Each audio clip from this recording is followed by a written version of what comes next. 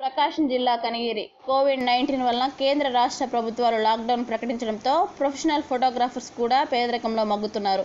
Season కోసం ఎదురుచూస్తున్న ఫోటోగ్రాఫర్లకు corona పెద్ద షాక్ ఇచ్చింది. కడుపు నిండా కూడు కరువైంది.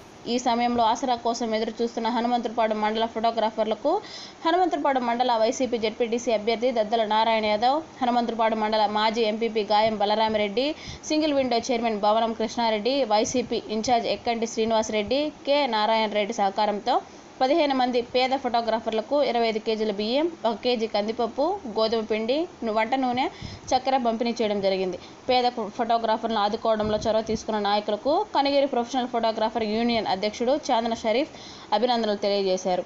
ఈ కార్యక్రమంలో వైసీపీ మండల నాయకులు కత్తి తిరుపాలు రాజు తదితరులు పాల్గొన్నారు. కనిగిరి ఫోటోగ్రాఫర్ అసోసియేషన్ అధ్యక్షులు గుంటూరు ప్రసాదరావు, నేతాజీ, రవి, లక్ష్మణ్, కార్తిక్, రాజు, జగ్గయ్య, రాఘవ, జైపాల్ తదితరులు పాల్గొన్నారు.